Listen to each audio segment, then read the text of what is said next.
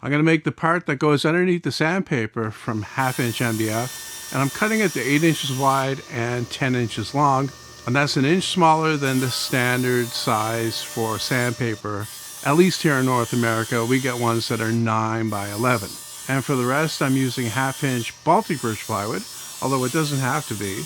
I'm just using this piece because I have it. It's actually the top from my old bandsaw that I recently took apart. And I'm cutting these about 3 inches bigger than that MDF pad.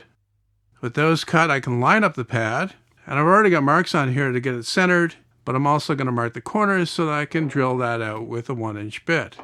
These holes serve two purposes. First is that they'll stop the overcut if you're making the cuts on a table saw, and that's exactly what I'm going to do. And more important than that, it'll give a place for the corner of the sheet of sandpaper to be. You'll see after when I put the sandpaper in exactly what I mean.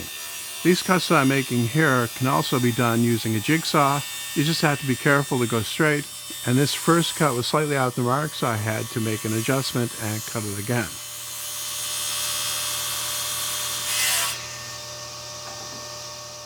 And whenever you're making plunge cuts like this, you want to go forwards only. Going backwards can cause a kickback.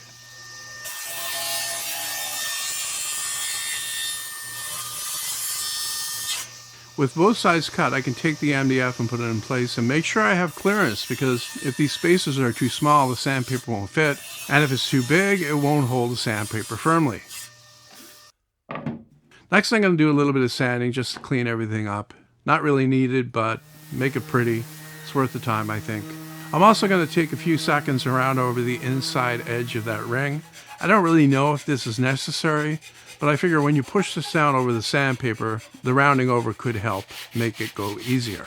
Also slightly rounding over the top edge of the MDF pad, and this I'm pretty sure is important. You don't want sharp corners here that will tear the sandpaper. And then I can use that ring to line up the MDF pad and tack it in place with some pins before driving some screws in through the back. Moment of truth, I get to see if this actually works. I've got a piece of 220 grit sandpaper, and then take the ring and put it down on top of it, and that will hold the sandpaper in place, hopefully. While I'm showing how it works, I'll talk about those holes in the corner again. You can see the paper and how the holes give it room to just be there and not cramped up. And you don't need anything to hold that ring down. It just stays there.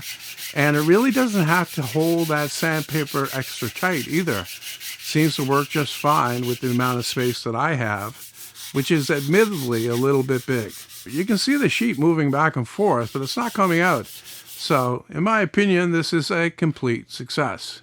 One problem is that you need to hold it down, and it moves around a bit when you're using it. So it would be a good idea to get something non-slip on the back. And that's exactly what I did. I put some spray glue on, and I glued on this black stuff, even though it's not really that non-slip. It does improve things quite a bit. With the black stuff on, I can try it with a coarser sandpaper. This is 100 grit. And I'm showing this in real time so you can see exactly how easy this is to set up. I've often used a full sheet taped down to the workbench in the past, or used some other way to hold it. And almost always, whatever I'm sanding catches on the end of the sheet that's not taped down and tears the sheet. So you're not going to get any of that here, even with something complex like this small drawer. The black stuff stops it from moving around a little bit, but you still have to hold it. And I'll probably get something better and glue on top of that to improve the grip. But once again, you can see that the paper is staying in place and not tearing, so I'm completely happy with that. We're done with that, but I have one other thing that I want to do while I'm into the sanding stuff. And this is something that I've been meaning to do for a couple of years at least. I've often used this piece of black foam as a sanding pad, except I've always clamped it down to the workbench. And I figured I could make a frame around it so that it actually lips over the workbench and then also clamps in my shoulder vise. That strip that I glued on is there so I can make a straight cut on a table saw. I really could have done this with a knife, but whenever possible, I like to do everything I can on a table saw.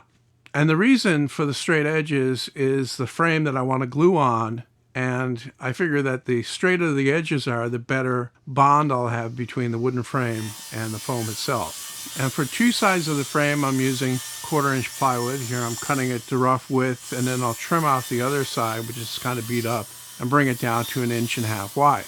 And then for the ends of the frame, I'm using more recycled Baltic birch plywood, just cutting that to the same width as the thickness of the foam. And check out this awesome push stick that I got from Drew at Fisher's shop, made from maple and end-grain walnut. It actually has my logo. Thanks, Drew.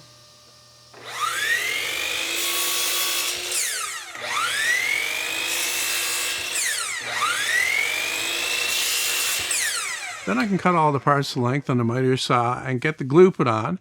This is polyurethane construction adhesive. And this part might sound crazy, but I'm using brad nails to hold the strips in place and keep the plywood lined up with the foam.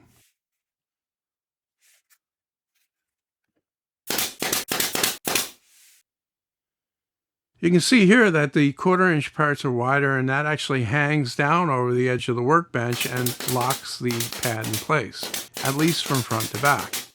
I need to let the glue dry overnight, and I need to put some weight on there. So I'm using the masking tape to stop any possible squeeze out from gluing these sheets down.